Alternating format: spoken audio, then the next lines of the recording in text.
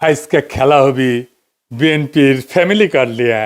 BNP যে কি পরিমাণে বেকুবের দল হয়েছে তা আজকে আমরা মজা নিয়ে দেখবো। হাঙ্কেরও তো পপকর্ন কেনার পয়সা নাই, মুড়ির টিন নিয়ে বসেন। যান যান যান তাড়াতাড়ি নিয়ে আসেন।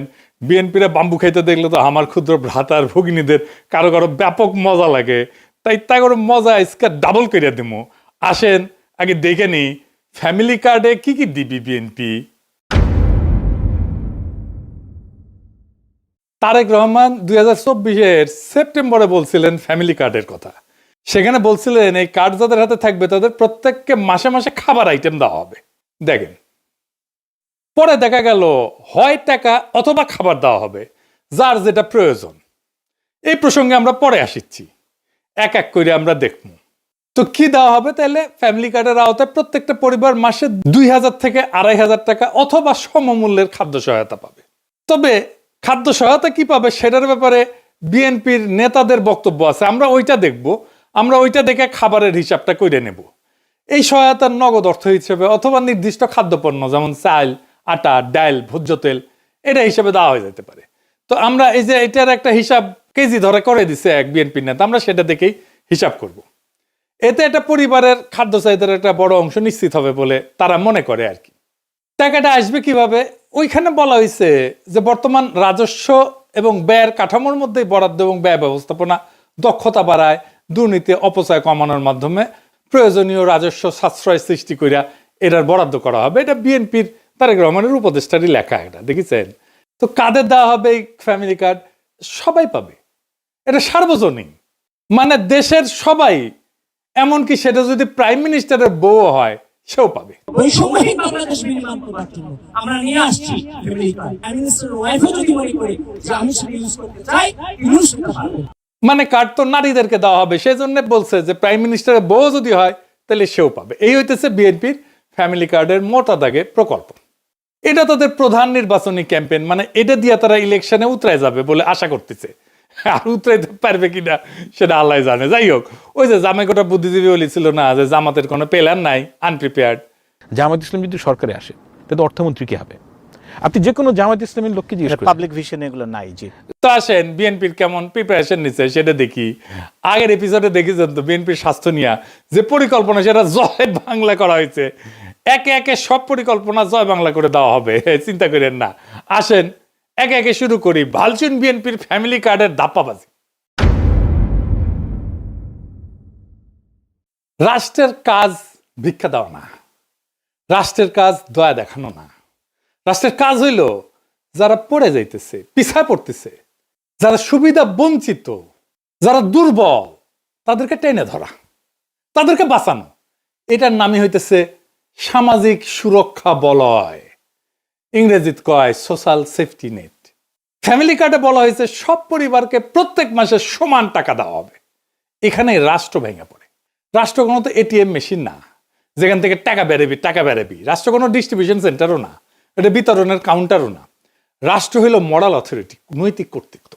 রাষ্ট্রকে সিদ্ধান্ত নিতে হয় কে সবচেয়ে বিপদে, কে আজীব ধৈসা পড়বে, কে সবচেয়ে দুর্ভাগ্যের মধ্যে আছে, কে পিছায় পড়ছে, কাকে না ধরলে সমাজ ভেঙে যাবে, কাকে না বাঁচাইলে চলবে না।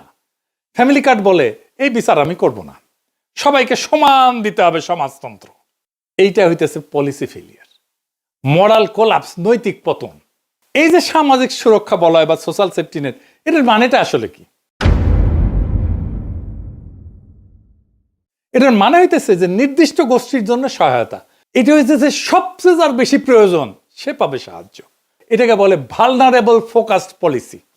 তো ভালনারেবল কারা? যারা দরিদ্র, কর্মহীন, অসুস্থ, বয়স্ক, দুর্যোগে ক্ষতিগ্রস্ত অথবা পঙ্গু হয়েছে, আহত হয়েছে, তারা। এদের ঝুঁকি কি এক? না। তাহলে সাহায্য কেন এক? তাহলে ফ্যামিলি কার্ড কি করে? এইটা অসাম্যকে, বৈষম্যকে ঢাইকা দেয়। এটা রাষ্ট্র দায়িত্বকে হালকা কইরা দেয়। সবাইকে সমান দিলে তো শক্তরা টিকে যাবে, দুর্বলেরা চুপচাপ পড়ে যাবে। এটা হইতেছে প্রশাসনিক কাপুরুষতা। কারণ প্রশাসন বা রাষ্ট্র বা সরকার এইটা দায়িত্ব নিতে চায় না, নৈতিক কর্তৃত্বের দায়িত্ব নিতে চায় না। যে সবচেয়ে দুর্বল তাকে চিহ্নিত করে তাকে সাহায্য করতে চায় না। ধরেন দুইজন মানুষ, একজনের পা ভাঙা আর একজন দৌড়ায়। তো রাষ্ট্র যদি দুইজনকে সমান জুতা দেয়, এটা কি সাম্য হইল? এটা তো বৈষম্য, এটা তো জাস্টিস না, এটা তো ন্যায় বিচার না, এটা ইনসাফ না। এই যে তিনজন দেখেন, এই ছবিটা দেখেন, বিখ্যাত ছবি আপনারা দেখছেন, তিনজন খেলা দেখিচ্ছে, তাই না? তিনজনের পায়ের নিচে একই সমানের বাক্স দিলে তৃতীয় জন খেলা দেখতে পারবে না। প্রথম জনের পায়ের নিচে তো বাক্সের দরকার ছিল না, ছিল কি, ও তো এমনি দেখতে পাচ্ছে। আর তৃতীয় জনের পায়ের নিচে মানে বাচ্চাটার পায়ের নিচে 2টা বাক্স দরকার ছিল, এটাই জাস্টিস। দ্বিতীয় জনের পায়ের নিচে একটা বাক্স, এটাই জাস্টিস, এটাই রাষ্ট্র করে। ফ্যামিলি কার্ড ঠিক এই অন্যায়টাই করে, তিনজনের পায়ের নিচে সমান বাক্স দিছে। তাইলে এই ফ্যামিলি কার্ড চালু হইলে যারা সবচেয়ে দুর্দশাগ্রস্ত, যাদের সবচেয়ে জরুরি প্রয়োজন, সেই মানুষ অদৃশ্য হয়ে যাবে। তারা কাগজে থাকবে, বাজেটে থাকবে, কিন্তু বাস্তবে থাকবে না। টাকা সবার মধ্যে সমানভাবে ছড়ায় পড়বে।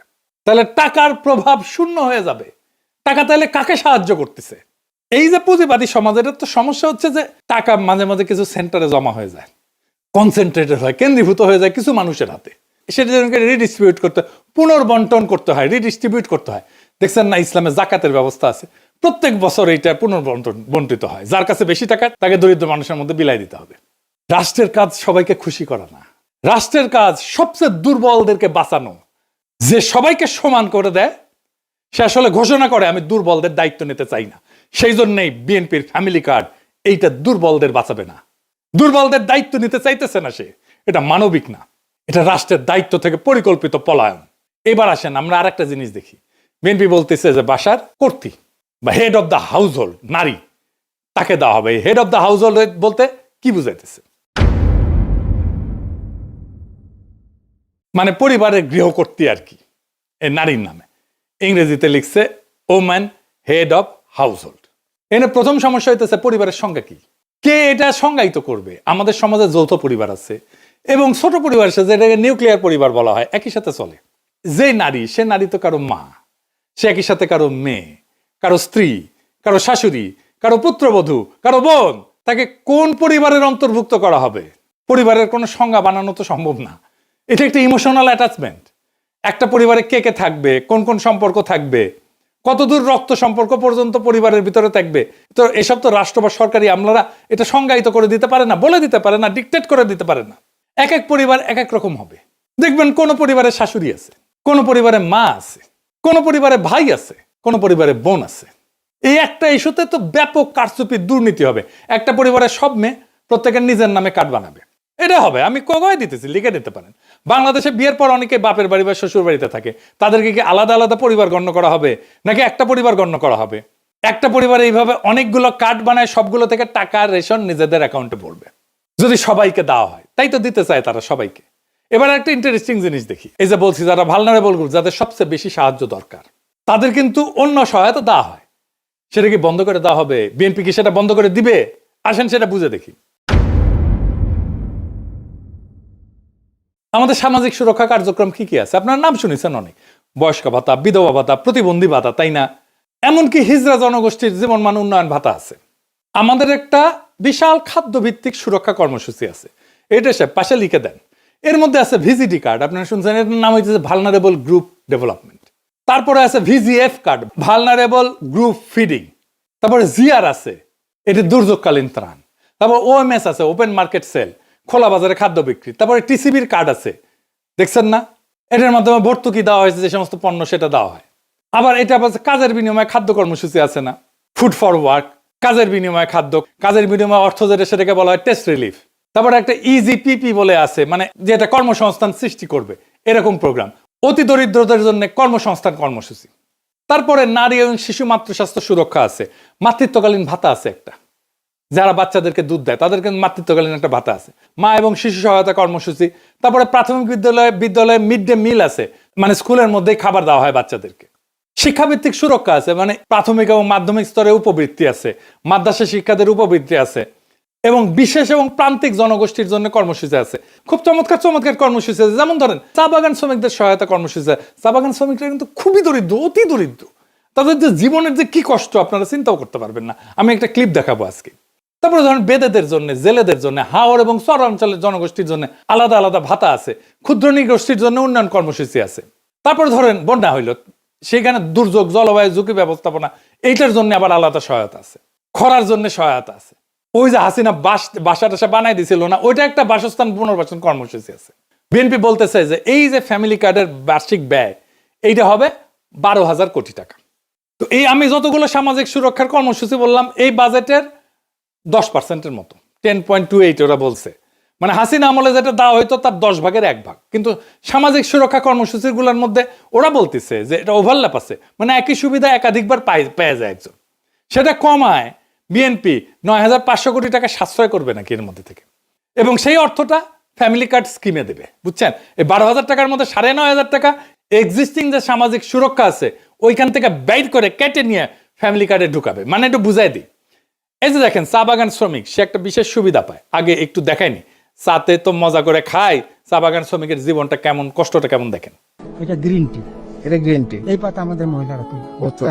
হ্যাঁ, এটা পাতা 23 কেজি তুলবে না, আমার ওয়াই 8 ঘন্টা কাজ করে 178 টাকা পাবে।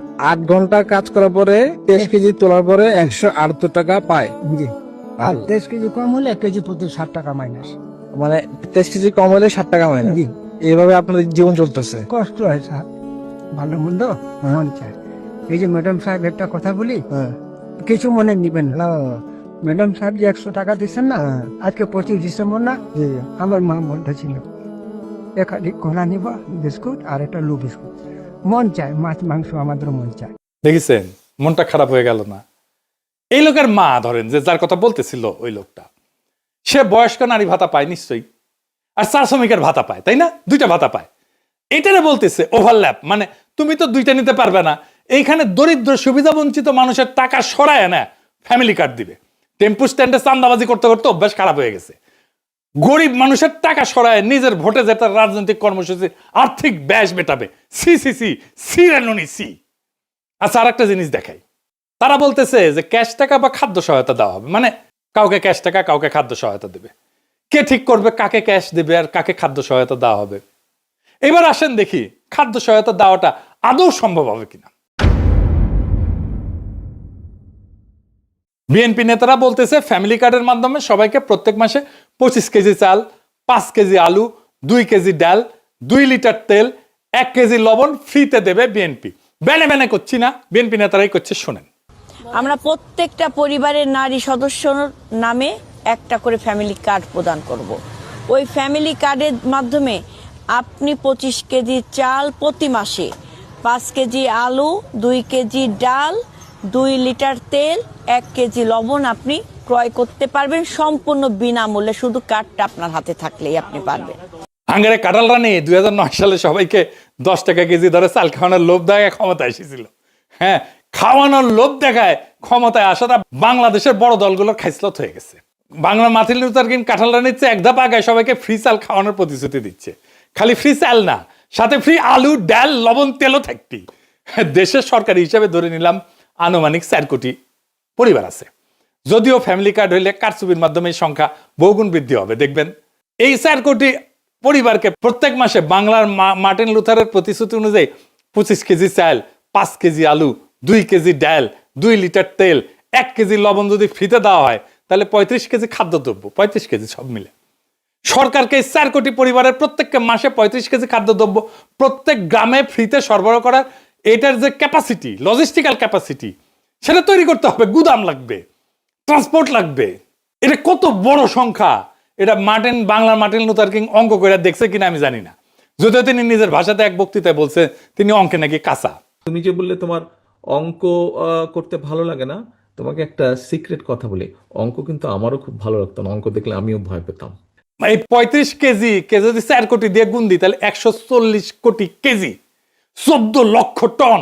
সরকারকে বছরে 14 সাথে 12 গুণ করেন, এত লক্ষ টন বা অতিরিক্ত 2.25 কোটি টনের মতো নতুন খাদ্য গুদাম বানানো লাগবে। বর্তমানে সারা দেশে সরকারি খাদ্য গুদাম আছে 20 থেকে 25 লাখ টনের মতো, এটা করতে পারে। তাহলে এটা তুগলকি কারবার হয়ে যাবে না? দিল্লির একটা সুলতান ছিল মোহাম্মদ বিন তুগলক, আমরা বলি না তুগলকি কাণ্ড করছে, সবাই ওরে ম্যাড সুলতান বা পাগলা সুলতান বলে রাখতো। সেরকম উদ্ভট সব প্রজেক্ট করে সালতানাতকে দেউলিয়া বানায় ফেলছিল। বাংলার মার্টিন লুথারও একই পথে হাঁটা শুরু করেছে। দেশে বর্তমানে যে সমস্ত সরকারি খাদ্য গুদাম আছে সেখানে ব্যাপক দুর্নীতি হয়। কৃষক সরকারি আমলা কর্মচারীকে ঘুষ না দিলে সেখানে নিজের ফসল বেচতেই পারে না, পারে গুদাম থেকে খাদ্যশস্য লোপাট হয়ে যায়। সরকারি কর্মকর্তা কর্মচারীরা গুদামের খাবার ব্ল্যাক মার্কেটে চুরি করে বেচে দেয়। ফ্যামিলি কার্ডের মাধ্যমে এই প্রক্রিয়া আরো ব্যাপক এবং ভয়াবহ রূপ ধারণ করবে। মানুষজনে ভেনেজুয়েলার মতো প্রত্যেক জেলায় জেলায় লম্বা লাইন ধরে দাঁড়াবে খাদ্য গুদামের সামনে রেশনের জন্য। সোভিয়েত রাশিয়া এরকম লাইন ধরে ধরে রেশন দেওয়া হইতো, জানেন না তো? সোভিয়েত আমলে, সমাজতান্ত্রিক আমলে, কমিউনিস্ট আমলে, জানেন না, লাইন ধরে ধরে দেওয়া হইতো। তো ওইখানে লাইন দেখলে